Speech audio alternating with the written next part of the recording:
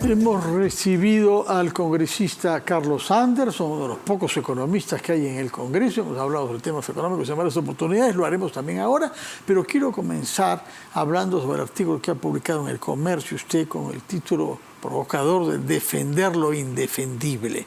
¿Qué es lo que ha querido decir con ese título y ese artículo? Bueno, miren, buenas noches. Buenas noches, Carlos Anderson. A ver, mira, me pidieron que diera mi opinión sobre la Junta Nacional de Justicia, ¿no? Y sobre la pretensión que tienen en el Congreso de la República de defenestrarla totalmente, ¿no? Entonces yo dije, a ver, vamos a hablar con claridad, ¿no? La Junta Nacional de Justicia me pregunta, a ver, ¿cómo la evalúas en estos 5 años? Yo diría, mal, ¿no? Porque el estado, digamos, del Ministerio Público, el estado de la justicia en general no ha mejorado. Hay una infinidad de jueces y de fiscales que siguen siendo provisionales, ¿no es cierto?, dependientes, digamos, de voluntades extrañas. No han hecho, pues, digamos, nombramientos edificantes, que uno diga qué fantástico, qué buen juez, y cosas por el estilo, o hayan defenestrado a alguien que se lo merecía con fuerza, etcétera, ¿no? Así que, desde ese punto de vista, digamos, yo no digo porque me voy a inmolar por ellos, que son fantásticos, etcétera. No lo son. Pero ¿acaso son esos los argumentos que utiliza o las verdaderas motivaciones detrás del ataque directo, digamos, a la Junta Nacional de Justicia? No. O sea, se aduce el tema, digamos, de la falta grave. Yo no sé cuán grave, cuán terrible es el tema de la edad del propio señor Montoya. Creo que tiene más de 75 años. O sea, todavía no. Bueno, por ahí está. Eso no debería ser el gran limitante, ¿no es cierto? Pero la verdadera razón por la cual están detrás de esto son justamente por las funciones que tiene la Junta Nacional de Justicia con relación a entidades claves en un espacio, digamos, preelectoral, ¿no? Como son la OMPE, ¿no? o la RENIEC. Así que esa es la verdad. O sea, no es por amor al chancho, sino por amor a los chicharrones. Aquí no hay un tema principista de decir, miren, qué terrible estas personas que no respetan el fuero constitucional, etcétera. Esta no es la verdadera motivación. Ahora, usted habla incluso de una inquina persecutoria de la mayoría parlamentaria. Es que eso creo que esa es la descripción más clara, ¿no? Si desde hace meses empezaron, los defenestramos en una semana de manera así sumaria, ¿no es cierto? Sumarísima, sumarísima, ¿no? Además también con declaraciones llenas de odio, ¿no? Caviares y no sé cuánta cosa más, un poco más, y le salían espumas de algunos congresistas a la hora de referirse a la Junta Nacional de Justicia. Eso, pues, para mí, no es pues, resultado de un análisis, no es resultado de una cuestión, digamos, meditada sobre valores, etcétera. No, es simplemente a esto me los bajo porque me los bajo, ¿no? Como sea. Y si no es por aquí, me los agarro por allá. Y efectivamente, no fue por el lado del Pleno, no, ha tenido que ser por el lado de la Subcomisión de Acusaciones Constitucionales. Pero que se los bajan, se los van a bajar. Porque ahí hay esa voluntad. Además, también no te olvides que de alguna forma, si tú tienes que una serie de partidos políticos donde los líderes tienen carpetas fiscales o tienen juicios pendientes o juicios en curso por cuestiones, pues caramba, de organización criminal, de lavado de activos y cosas por el estilo, yo imagino que en esas circunstancias tener algún grado de influencia sobre quiénes van a ser los fiscales o los jueces, pues debe serles interesante, ¿no? Ya.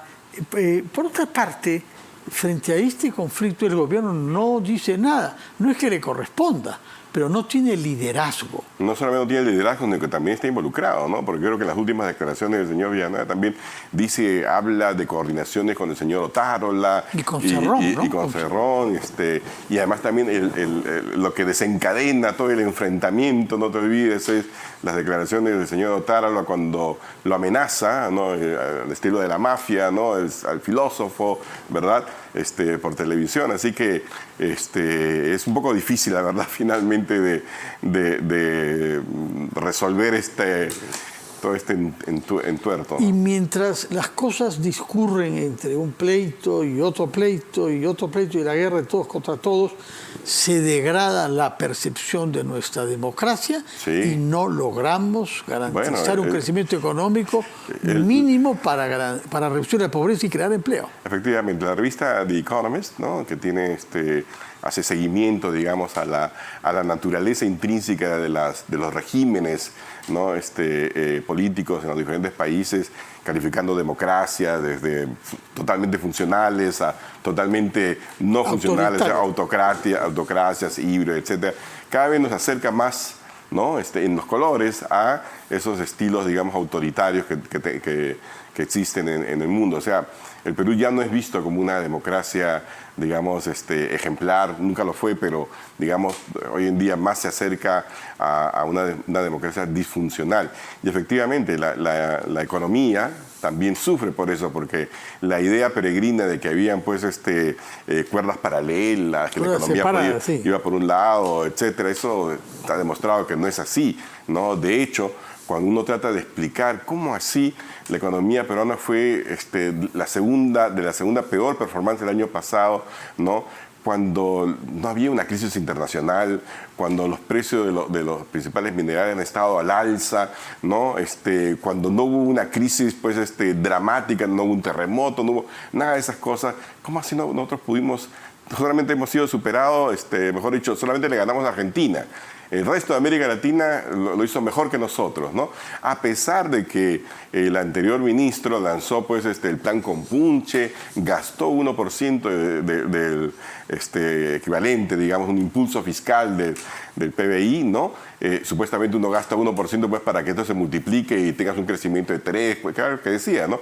3%, gastaste 1% y resulta que tuviste un resultado de menos 0,5%, ¿no?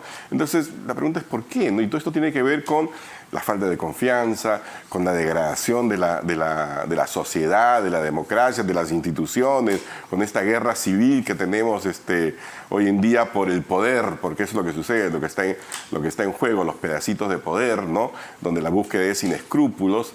Entonces, en ese ambiente, pues, ¿quién va a venir a invertir? Y los que están aquí dicen, bueno, mejor espero a que esto cambie, y en ese status quo, en esa calma chicha, ¿no?, lo único que pierde es el país. El año pasado se han perdido 153.000 empleos formales. Un país que debería estar creando 300.000 al año pierde 153.000. Expulsa a más gente a la informalidad. La pobreza está en el 30%. Hay 10,5 millones de peruanos, ¿no?, en esa definición de pobreza, que además también es súper pobre, porque tener cierto nivel de ingreso un poquitito por encima y dejaste de ser pobre, por supuesto que no. Porque, caramba, si tienes la violencia en las calles, si tienes el desempleo, si tienes el ruido infernal, el transporte, o sea, eres pobre, súper pobre, ¿no? Claro. Y no hay mucho que uno diga, bueno, están entendiendo el problema y están tratando de cambiarlo, ¿no? Ni siquiera con el nuevo ministro. Mira, el nuevo ministro está diciendo las cosas correctas, cosas que seguramente no le gustará al anterior ministro, pero eran las que yo también reclamaba. Decía, un momentito, a ver, seamos realistas, ¿no? La cosa no está como para decir, qué fantástico. Él lo ha dicho muy bien, él quisiera tener el 10% del optimismo, ¿no?, que tenía el señor Contreras. Punto a favor del señor Arista, porque se necesita entender la magnitud del reto, ¿no? Segundo, ha dicho también claramente, ¿no?, que va a buscar reducir los gastos, porque si tienes un problema fiscal donde estás gastando mucho más de lo que te ingresa, ¿verdad? Entonces, la respuesta no puede ser simplemente voy a subir impuestos, sino tiene que ser también voy a corregir el gasto, voy a ajustarlo, ¿no?, por aquí, por allá. Y eso es lo que también ha señalado el señor Arista. El gran tema va a ser el tema de Petroperú, ¿no?, donde allí la pregunta, o sea, el impulso inicial, tanto del señor Mucho en Energía y Minas como el señor Arista, fue decir básicamente, miren, no podemos seguir desperdiciando recursos, ¿no es cierto? Vamos a reestructurar realmente esto y seguramente disminuirlo, vender lo que haya que vender, ¿verdad? Pero lo que no podemos seguir es simplemente desperdiciando miles de millones de dólares en algo que sencillamente no tiene arreglo. El propio señor Mucho lo ha dicho, la deuda de Petroperú es 4 veces su patrimonio, 4 veces, ¿no? Entonces, pero he visto que últimamente como que se han han entrado en una fase de silencio y eso me preocupa, porque el silencio... Pero lo que quisiéramos es que se publique el informe del ITEL, ¿no? Claro. Que fue contratado con dinero público para tener un informe objetivo de una consultora prestigiosa y no lo podemos leer. No sé si usted lo habrá podido leer como congresista, pero ¿lo ha solicitado o no? No lo he solicitado formalmente. Por favor, pero, cuando lo tenga, mándenos una copia, porque esto se ha pagado con el dinero de nuestros impuestos, ¿no? Tiene razón, pero nunca olvido que el original estudio de Out to the Little, ¿no? Hablaba pues de una refinería que costaría 1.430 millones de dólares, ¿no? Que después fue puesta de lado, como sabemos, ¿no? Por el señor Campodónico y otros más, y que lo llevó a donde está hoy en día. 7.000 millones de dólares, ¿no? Es lo que ha costado, digamos, esa refinería, y la verdad es que cuando yo escucho a algunos allí que dicen, no, pero Petroperú acaba de dar ganancia operativa, ¿no? Yo he oído decir 60 millones de dólares. Sí, 24 millones en enero. Sí, ¿Tenemos evidencia de esas cifras? Mira, a ver, el EBITDA, son los ingresos antes de la depreciación, el pago de intereses, o sea, la ganancia operativa es un concepto contable. No es efectivo ni nada por el estilo, y no es sinónimo de absolutamente nada, ¿ya? Nosotros desafortunadamente hemos apostado a una industria del pasado para que para que la refinería y para que Petroperú tenga, digamos, algún nivel de retorno no positivo. Tendríamos que tener pues 3 vidas más. Lo ha dicho el propio señor Mucho, no hay forma. La verdad es que tenemos que olvidarnos que la mayor parte de los recursos que le hemos puesto a Petroperú ya fueron, como dicen los chicos, ya fueron, no hay. Entonces, entretenernos con eso de que, hay un mes de EBITDA positivo. Mira, ¿por dónde hay algunas cifras positivas de nuestra economía? Por ejemplo, inversiones mineras y destraves de proyectos mineros. No he visto yo mayor inversión nueva. ¿No? Hay una lista larga de proyectos que están, muchos de ellos listos, ¿no?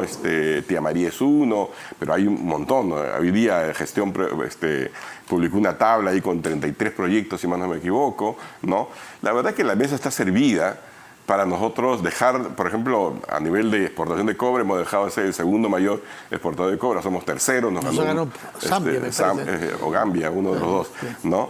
Y nada, son oportunidades que estamos dejando pasar. A mí lo que me preocupa, por ejemplo, es que tenemos, por ejemplo, 1,5 millones de jóvenes que ni estudian ni trabajan, ¿no? Yo decía a veces, bueno, ¿cuánto costaría tener un programa nacional de capacitación, por ejemplo, para que estos chicos puedan pues, ser carpinteros, ser soldadores especializados, etcétera? ¿Cuánto costaría eso? Te seguro que costaría un mes de operaciones de Petroperú, ¿no? Y tendríamos 1,5 millones de jóvenes empezando a capacitarse, alejándolos de las calles y de la vida y la criminalidad, etcétera. A mí lo que me sorprende es la falta de audacia de quienes tienen hoy en día todavía el control de la cosa pública. Pero, sin embargo, hemos estado estos días con el ministro de Transportes y Comunicaciones que nos habla sobre los grandes proyectos, Carretera Central, 24.000 millones, aeropuerto de Chinchero, sí, pero está bien, pero a ver, la pregunta fundamental es, y dígame, ¿ese es el mejor uso del dinero? ¿Cuáles son las alternativas? Hoy día, por ejemplo, también, o ayer le leía a Iván Alonso, que es un economista muy inteligente, que hace un cálculo muy sencillo del tipo de cálculo que yo hago también, en donde tú dices, oye, pero de verdad necesitamos gastando 24.000 millones de soles, ¿esa es la mejor solución? Lo que pasa es que no hay una cultura de tener documentos de discusión para absolutamente nada en el Perú. He visto hace unos días, por ejemplo, allí en primera plana, si no me equivoco, el peruano, decía el gobierno inaugurará 55 nuevos colegios. Y después por las páginas interiores, ¿no? 72% de los colegios son imposibles, digamos, de usar para este año escolar. Y tú dices, ¿pero qué es esto? ¿No? Por un lado nos vanagloriamos de invertir y de crear 55 supercolegios, y por otro lado el 72% de los colegios... Pero la carretera central... No, pero si me permites, ahí, lo que estoy tratando de ilustrar es el mal uso de los recursos. Entonces, la carretera central, por supuesto que es, yo no sé si es la mejor... Es un reclamo desde Manuel Pardo, ¿no? Puede ser un reclamo desde el Inca o Huiracocha, si tú quieres. La pregunta, ellos tenían Capañac. Ellos tenían el Capañac, sí, pero la pregunta ¿es hoy ese el mejor uso de los recursos para ese propósito? Eso es lo que a mí me gustaría que me respondieran. En cada caso, cada proyecto de inversión tendría que pasar por ese tamiz, por resolver esa pregunta, y nosotros estamos mal acostumbrados a ver pues proyectos. ¡Qué maravilla! Mira, que no me crean, vayan a Iquitos, visiten ese puente maravilloso de Nanay, una inversión de 360 y tantos millones de dólares, que tú lo ves y dices, ¿dónde es esto? ¿En California? Porque es maravilloso, pero va de aquí a la nada, a la absoluta nada, ¿no? Entonces, así es como se han venido, digamos, se viene haciendo inversión pública en el Perú, una y otra vez, sin que nadie cuestione si esa es la mejor solución, si ese es el mejor camino, si no hay rutas alternativas. Alguien me decía, por ejemplo, con esa plata, ¿no?, creabas todos los puertos fluviales que tú necesitas en la zona de Loreto para tener más carreteras en los ríos, ¿no? Y eso es lo que a mí me preocupa. O con el caso de Petroperú, lo he dicho, ¿no? Oye, 2.500 millones de dólares, caramba, solucionas el problema del agua y desagüe seguramente en todo el país, ¿no? De acuerdo. Ahora, hay un decreto de urgencia respecto de micros y pequeñas empresas. Sí. ¿Cuál es el porcentaje de los empleos en el Perú que dependen de estas empresas? Mira, tengo entendido que es alrededor del 75% del total de los empleos son creados por las pymes, ¿no? Sí. Las pequeñas y las medianas. El 97, 98% de toda la estructura de empresas en el Perú son empresas de 10 o menos trabajadores. O sea, yo siempre digo, en lugar de tener un Ministerio de Economía, deberíamos tener un Ministerio de Pymes, porque esa es la verdadera, bueno, digamos, producción, es eso, ¿no? Es que no necesariamente. Sí. Producción tiene pesca, tiene un montón de otras cosas. Y pymes, sí. Sí, no, pymes, o sea, algo que realmente esté centrado en ellos, para no tener pues 50 programas distintos. Mira, ¿cuál es el problema fundamental de las pymes hoy en día? Y hay que hablar con los empresarios pymes y te van a decir, el problema es liquidez. El año pasado han desaparecido 50.000 pymes y todas muertas, ¿por qué? Por asfixia, por falta de liquidez, ¿no?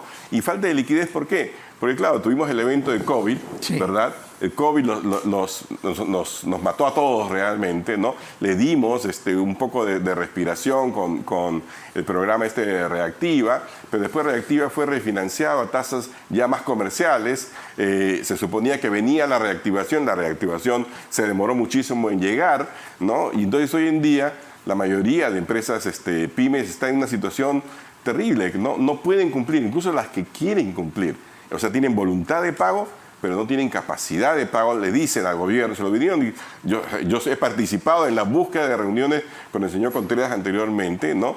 Para decirle, miren, refinanciemos esto, hagamos como lo hizo Obama, ¿no? En lugar de 2 años, hagámoslo a 5 años o a 10 años, de manera que puedan respirar y puedan salir adelante. Pero no, la respuesta del otro programa sustituto de Compunche fue Unidos, que se llama, ahí tenía Mi Pymes Unidos, otro programa de crédito. O sea, tú le decías a los pymes, ¿y por qué no tomas estos créditos? Pero si estoy endeudado, yo necesito recursos, me estás dando más deuda. No, gracias. Y efectivamente ahí está, sin ser tomada, ¿no? Señor Anderson, muchas gracias por preconizar acá una mirada racional y crítica de los temas públicos, tanto en lo que se refiere a las instituciones judiciales, sobre las que nos ha dado su punto de vista, y especialmente por la iniciativa que hay en algunos colegas suyos del Congreso sobre la Fiscalía y la Junta Nacional de Justicia, como sobre temas económicos que son los de su especialidad. Yo agradezco mucho la entrevista. Pero la verdad es que la próxima vez me gustaría poder hablar de algunos proyectos que justamente están encaminados a que no estemos siempre en la coyuntura del por qué las cosas van mal, sino empezar a crear realmente instituciones. Adelántenos dos, por favor, para tomar nota e invitarlo. Muy rápido. Uno de ellos es el plan, digamos, para crear una industria audiovisual con fines de exportación. Punto número 1, usted ha participado en esos reuniones internacionales.